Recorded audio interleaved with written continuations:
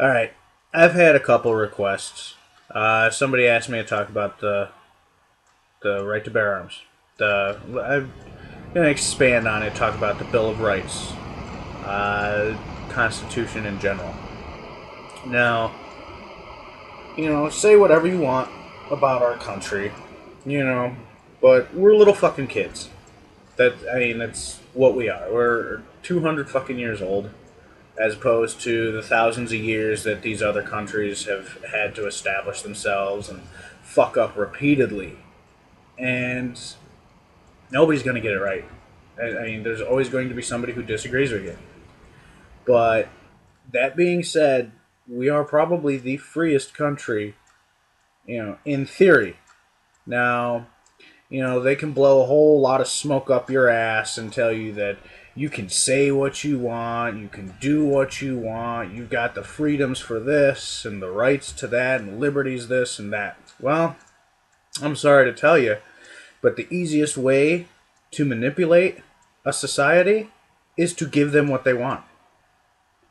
If you hand a little kid a piece of candy, you're his best friend.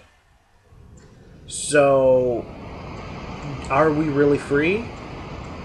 Yeah, we are, but we're also free to pay whatever consequences that they deem suitable. We've got the right to bear arms. Yes, you can physically pick up a gun, and it's your right to do so.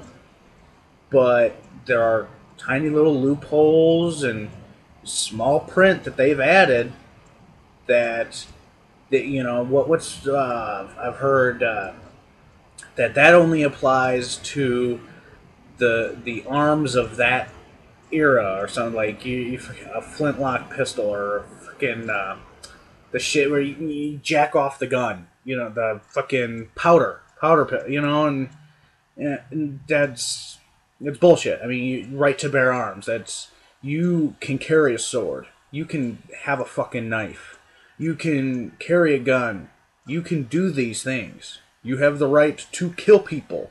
You have the right to go off and stab a fucking puppy.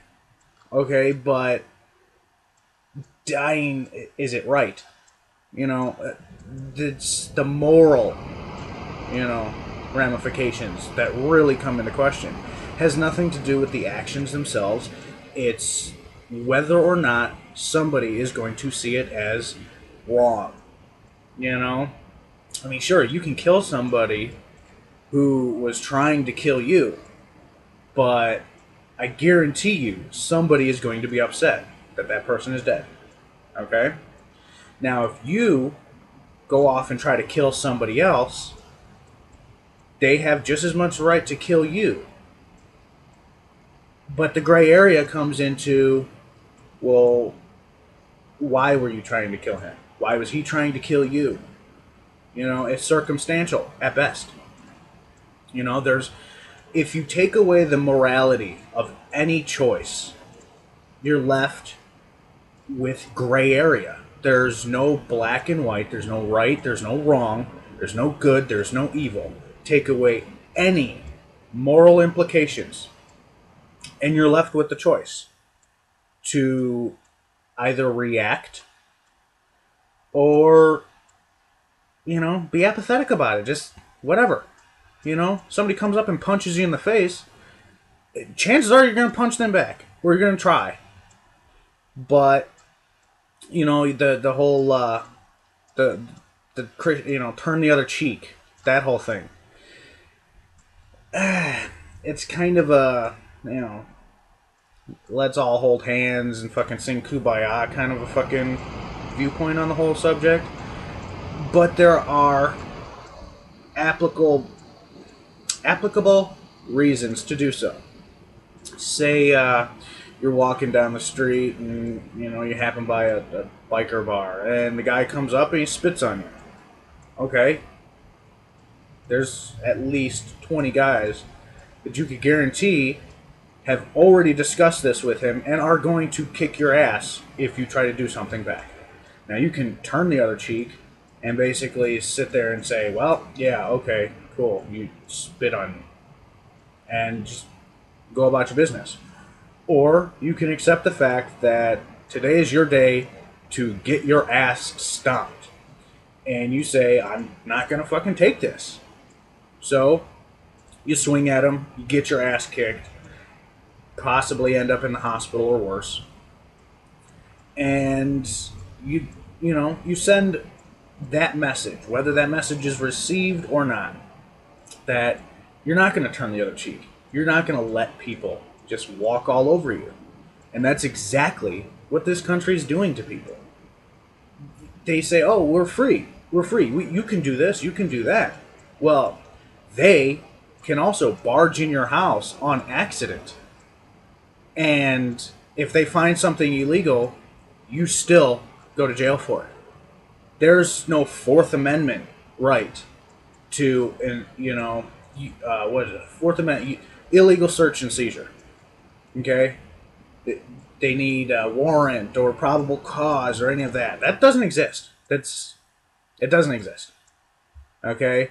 Patriot Act and countless other little fucking loopholes that they've come up with have basically taken away every single right that the Constitution has given us. And I'm sorry to say, but I was not consulted when any of these laws were put into place. So I don't acknowledge them. I'm one of those people. I don't vote, and people are going to argue, well, if you don't vote, then you don't have a right to an opinion. I'm sorry to tell you, but I do. I have a right to an opinion. Okay? So, you're not going to ship me over to another fucking country and kill me because my opinion differs from yours. Okay? But I have the right to my opinion. And you have every right to argue with that opinion. But you're going to have to realize that everybody's going to disagree with something. Now, are you going to get all pussy sore about it and, I'm going to go after this guy because he likes this and I don't, or he said something bad about my religion, so I'm going to go shoot him, or he's a different color than me, or come on, really? They've convinced us that our neighbor is our worst enemy, so that we don't realize what they're actually doing to us. Okay? Prejudice is the biggest tool for manipulation that this country has seen since its founding. Okay? Everybody says, oh, well, Abraham Lincoln freed the slaves, and the Civil War was fought because the difference in opinion about slavery. And I'm sorry, no, it wasn't. No. The southern states wanted to form their own country, which, whatever, two countries. You got the northern states and the southern states. It's still the states, still going to be neighbors. You got Europe, okay? How many countries are jammed into the same space that we have? But the bank did not want to lose financial foothold in those states. That's why the Federal Reserve Act went under. And they slid right up your ass, didn't even fucking, give you a reach around. And none of us were around. Andrew Jackson shot down a central bank act 60 years or whatever it was before Lincoln came around. Now, Lincoln used scare tactics to institute the Federal Reserve Act. All right, the same people who pushed forward the central bank that Jackson shot down are the same people who pushed this one through, and it passed because they used better manipulation. They used scare tactics. They threatened that our country was going to fall apart and the world was going to end if we didn't, give somebody else the right to our monetary wealth. And now our country is in perpetual debt because we didn't read the fine print. We didn't pay attention to the fact that for every dollar they give us, we owe them too. Where are we going to get $2? We have to get $2 from them. So then we owe $4. And I mean, come on, it doesn't take a fucking genius to figure out that the math is flawed on that.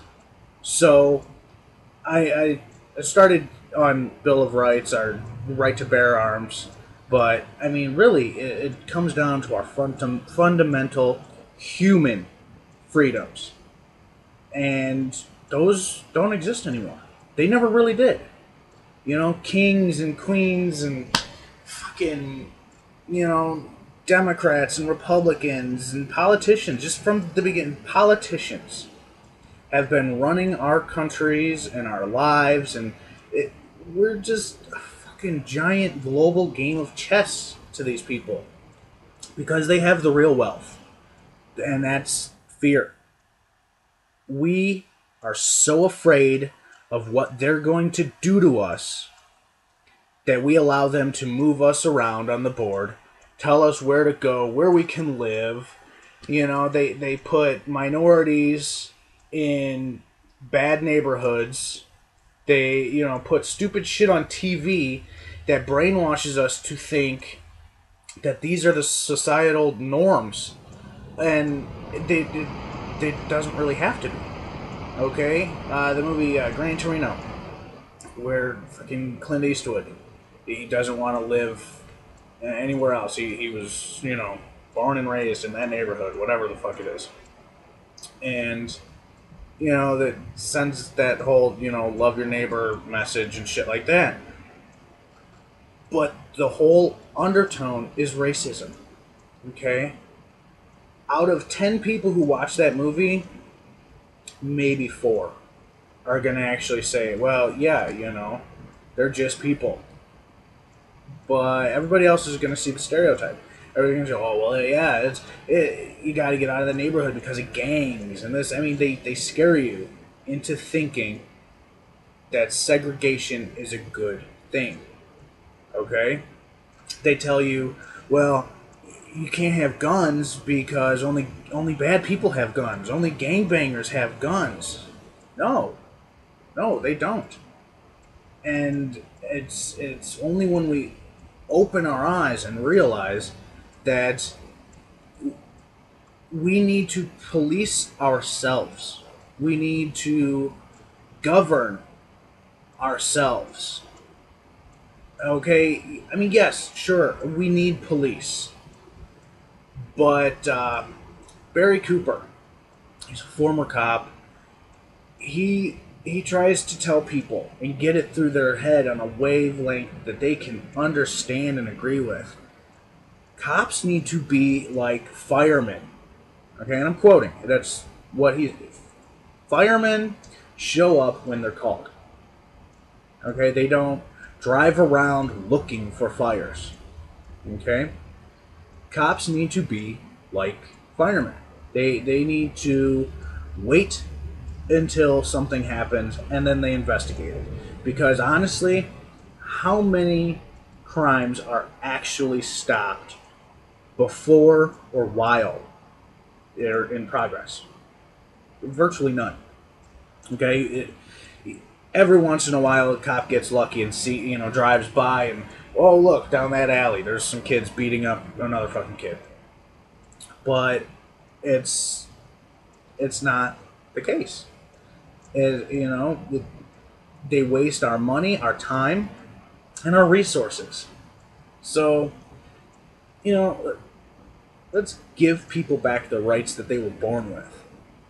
Okay? Because the only way you have those rights anymore is if you completely live off the grid.